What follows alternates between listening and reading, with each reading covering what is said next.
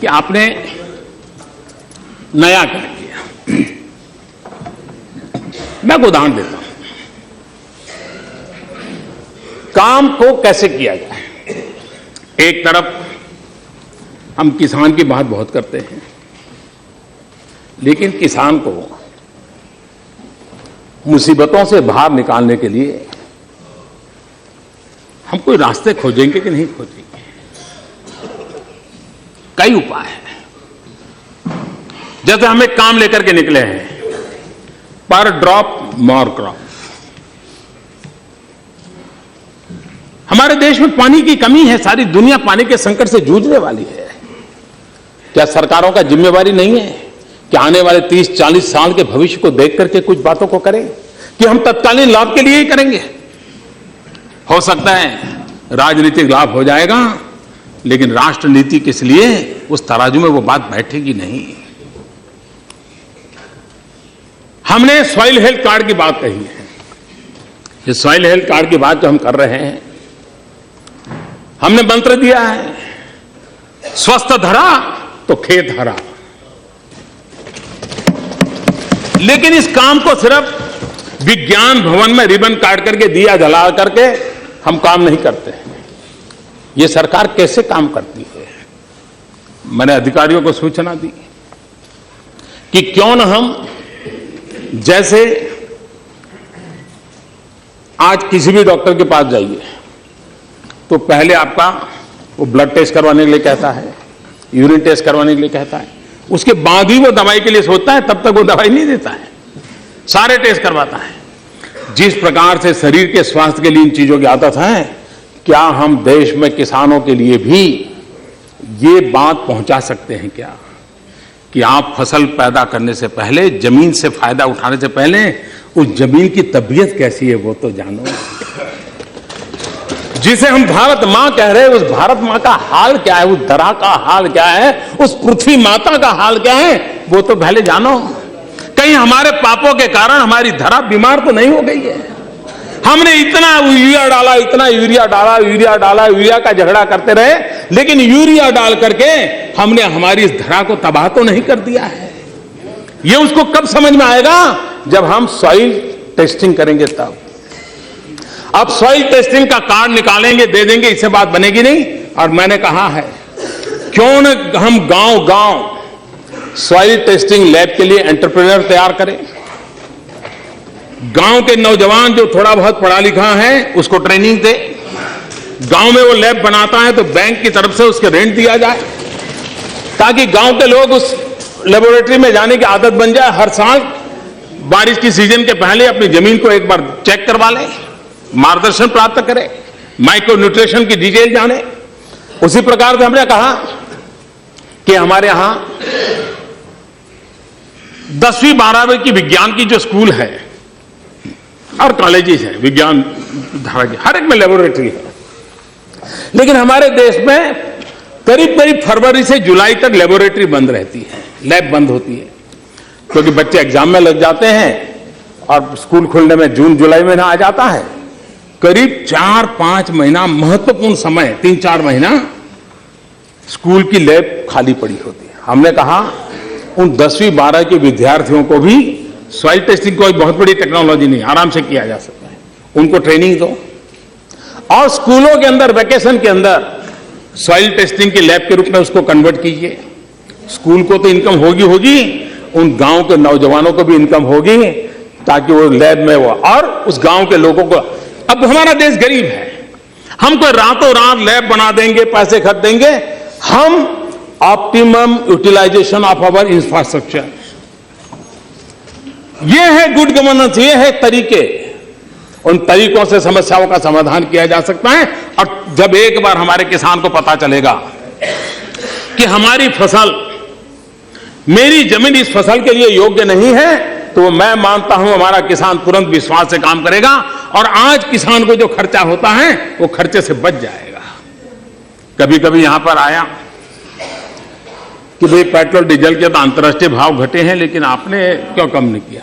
तब हम भूल जाते हैं, जब हम सरकार में आए तो सूखे की स्थिति थी, 12% बारिश कम थी और तब हमने निर्णय किया कि डीजल में जो सब्सिडी दी जाती है उसमें 50% और बढ़ोतरी की जाए, बिजली के दाम में जो पैसे लिए जाते हैं उसकी सब्सिडी में 50% और बढ़ोतरी की जाए और उसके कारण डीजल के अंदर सरकार पर आर्थिक बोझ बहुत बड़ा आया।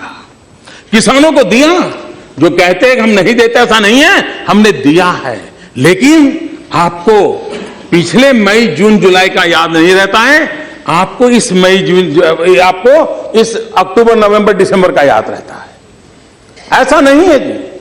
सरकार आखिर किसके लिए है? ये सरकार गरीब के लिए है, ये गरीबों को समर्पित सरकार है। हम हैं जिन्होंने एक्सपेंडिचर कम करने के लिए एक्सपेंडिचर कमीशन बनाया है। तो हम चाहते हैं कि शासन में जो अनाप शराब खर्चे हो रहे हैं उसको रोकना चाहिए ताकि ये पैसे गरीब के काम आए, गरीब के कल्याण के काम आए। उस पर हम चल रहे हैं, हम गुड गवर्नेंस की ओर जा रहे हैं। आप देखिए, हम ऐसे लोग हैं, अब ये आप नहीं कहेंगे कि हमारे जमाने से हैं। मैं अभी भी समझ नहीं पाता था बचपन से कि जेरोक्स का जमाना आया, फिर भी मुझे अपना सर्टिफिकेट को सर्टिफाई कराने के लिए किसी गेजेटेड ऑफिसर के पास जाना पड़ता था, किसी एमएलए के घर के बाहर कतार में खड़ा रहना पड़ता था, किसी एमपी के घर के बाहर कतार में खड़ा रहना पड़ता था। एमएलए एमपी अवेलेबल ना हो तो भी उनका एक छोटा सा आदमी रहता था, वो सिक्का मार देता था, हाँ भाई आपका सर्टिफिकेट ठीक है। हम उस पर तो भरोसा करते हैं, लेकिन देश के नागरिक पे भरोसा नहीं करते हैं। हमने नियम बनाया कि सेल्फ अटेस्ट कर करके आप दे दीजिए और जब फाइनल होगा तब आपको ओरिजिनल डॉक्यूमेंट दिखा दीजिए। आप कहेंगे चीज छोटी होगी, लेकिन देश के सामान्य मानवी में विश्वास पैदा करती है कि सरकार मुझ पे भरोसा करती है। हमारे यहां एक एक काम में 30-30, 40-40 पेज के फॉर्म भरा करते थे। मैंने आते ही कहा, भाई ये इतने लंबे लंबे फॉर्म की क्या जरूरत है? सरकार की फाइलें बढ़ती चली जा रही है, जितना ऑनलाइन हो सकता है ऑनलाइन करो और मिनिमम कर दो। मिनिमम कर दिया, कई जगह पे फॉर्म की प्रक्रिया को एक पेज में लाकर के रख दिया है। हम व्यवस्थाओं के सरलीकरण में विश्वास करते हैं, रेड टेप को हम कम करना चाहते हैं ताकि सामान्य मानवी को उसकी सुविधाएं मिले। उस दिशा में हम प्रयास कर रहे हैं और एक के बाद एक हम करते चले जा रहे हैं और उसका लाभ मिलने वाला है। हमारे यहां जो सरकारी मुलाजिम रिटायर्ड होते हैं उनको हर वर्ष पेंशन लेने के लिए नवंबर महीने में जिंदा होने का सबूत देना पड़ता है और वहां जाकर के एक्स एमपी पे भी देना पड़ता है, वहां उसको दफ्तर में जाकर के। अब एक आयु तक तो ठीक है, उस बहाने उसको बाहर जाने का मौका मिल जाता है, लेकिन एक आयु के बाद उसके लिए जाना संभव नहीं होता है। क्या हम इन व्यवस्थाओं को नहीं बदल सकते हैं? हमने टेक्नोलॉजी का उपयोग करते हुए अपने घर में बैठ करके भी वो अपने जिंदा होने की बात पुरवार कर सकता है, उसका पेंशन पहुंच जाए, उसका पूरा मैकेनिज्म बना दिया। क्या ये हमारे गरीब पेंशनर का सम्मान है? आपको लगेगा इतना बड़ा देश है, मोदी छोटी छोटी बातें करते हैं। मुसीबतों की जड़ ही तो छोटी छोटी होती है, जो बाद में बहुत बड़ा वटवृक्ष बन जाती है, विषवृक्ष बन जाती है, जो समस्याओं के अंदर सबको लपेट लेती है और इसलिए आवश्यक होती है। और हम चाहते हैं,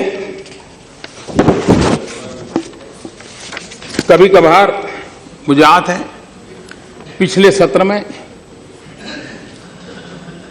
हमारी बहुत मजाक उड़ाई गई। मैं नहीं जानता हूं इस प्रकार का भाषा का प्रयोग जो कर रहे थे उचित होता था। यहां तक कह दिया कि आपको वीजा दे रहे हैं पार्लियामेंट में आने का। इस प्रकार का प्रयोग करने वाले लोगों को मैं और तो कुछ कहता नहीं हूं, लेकिन मैं इतना कहता हूं, अंतर्राष्ट्रीय स्थानों पर कुछ काम निर्धारित होते हैं जिसको करने पड़ते हैं। उन मीटिंगों में पहले के प्रधानमंत्रियों को भी जाना पड़ता था, इस प्रधानमंत्री को जाना पड़ता है और भविष्य में जो आएगा उसको भी जाना पड़ेगा। लेकिन वही एक मजाक का विषय बन जाए क्या हमारी राजनीति इतनी नीचे आ गई है कि हम कोई ऐसी बातों की चर्चा कर रहे हैं? क्या आपके पास मेरी आलोचना करने के लिए और कोई मुद्दे नहीं बचे? लेकिन मैं कहना चाहता हूं, अगर आपको देश की इतनी चिंता थी तो आप इस देश का प्रधानमंत्री विदेश गया तो कितना समय कहां बिताया, कभी उसकी भी तो जांच कर लेते, कभी उसकी भी तो इंक्वायरी कर लेते। मैं आज कहना चाहता हूं जी, मैं जापान गया तो जापान मेरे कार्यक्रम में मैंने एक कार्यक्रम क्या जोड़ा, मैं वहां एक नोबेल लॉरिएट साइंटिस्ट यामाहा को मिलने गया। क्यों? फोटो निकलवाने के लिए। मैं इसलिए किया गया कि उन्होंने स्टेम सेल के अंदर जो रिसर्च की है, मैंने जितना पढ़ा था तो मेरे मन में आया था शायद इनकी एक खोज हमारे काम आ सकती है क्या। क्योंकि मैं जानता हूं मेरे देश के आदिवासी, उन आदिवासियों को परंपरागत रूप से सिकल सेल की भयंकर बीमारी से जूझना पड़ रहा है, और सिकल सेल की बीमारी कैंसर से भी भयंकर होती है। जिन्होंने सिकल सेल की बीमारी वालों के विषय में पूछा है तो पता चलेगा ये कितनी पीड़ादायक होती है और पीढ़ी दर पीढ़ी चलती है। अभी तक उसकी कोई दवाई नहीं मिली है। एक आशा लगी है कि स्टेम सेल के द्वारा सिकल सेल की बीमारी से मुक्ति हो जाए। हम गए तो वहां गए, उनसे चर्चा की, और बेंगलोर के हमारे साइंस इंस्टीट्यूट के साथ आज उस दिशा में हमारा काम हो रहा है कि स्टेम सेल्स के द्वारा हमारे युवा साइंटिस्ट कुछ खोज करें। मेरे आदिवासी भाइयों को पीढ़ी दर पीढ़ी जो परेशानियों से जिंदगी गुजारनी पड़ती है उससे वो बाहर आए। हम ऑस्ट्रेलिया गए, G20 समिट में गए। हम कहां गए?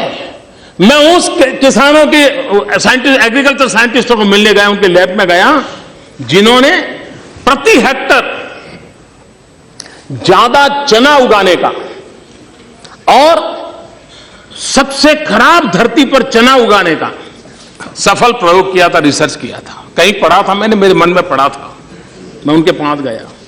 हमारे देश को पल्सिस में हम बहुत पीछे हैं। देश को पल्सिस की जरूरत है। गरीब आदमी को न्यूट्रिशन फूड के लिए प्रोटीन जरूरत है। हमारे देश के गरीब को प्रोटीन मिलता है दाल में से, पल्सिस में से मिलता है।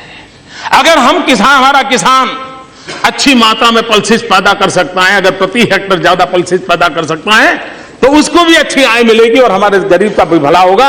और इसलिए मैं उन साइंटिस्ट को पास जाकर के घंटे बिताए ये समझने के लिए कि बताइए मेरे देश के किसानों को ज्यादा पल्सिस पैदा करने के लिए क्या रास्ता हो सकता है, ज्यादा चना पैदा करने के लिए क्या रास्ता हो सकता है, अरहर पैदा करने के लिए क्या रास्ता हो सकता है, उसके लिए मैंने समय बिताया। मैं एक और साइंटिस्ट के पास गया, इस बात के लिए गया मिलने के लिए कि उन्होंने केले में कुछ नई खोज की थी। मैं समझना चाहता, मुझे पूरा पता नहीं था, तो मैं ऐसे ही चला गया उनके पास, उनके साथ बैठा, उनकी लैब देखी, उनके प्रयोग देखे। उन्होंने केले में न्यूट्रिशन वैल्यू बढ़ाने में बहुत सफलता पाई है, अधिक विटामिन को पाने की सफलता पाई है। केला ये अमीरों का फल नहीं है मेरे भाइयों बहनों, केला एक गरीब से गरीब का फल होता है। अगर केला उसमें न्यूट्रिशन वैल्यू बढ़ता है, विटामिन अगर ज्यादा अच्छे मिलते हैं और इस प्रकार की खोज के साथ केला बनता है तो मेरे देश का गरीब से गरीब व्यक्ति केला खाएगा, उसको ज्यादा ताकत मिलेगी। अगर विदेश जाते हैं तो इस काम के लिए जाते हैं। देश का गरीब हमारे दिमाग में होता है, देश का आदिवासी हमारे दिमाग में होता है, देश का किसान हमारे दिमाग में होता है। और दुनिया में जो भी अच्छा है, जो मेरे देश के गरीबों के काम आए, उसको लाने की एक तड़प होती है। उस तड़प के लिए हम कोशिश करते हैं और इसलिए समय का सदुपयोग करते हुए हम किस प्रकार से हमारे देश को आगे ले जाएं, उसके लिए सोचते हैं, उसी को लिए करते रहते हैं, उसी पर हम करने के लिए कोशिश प्रयास करते हैं।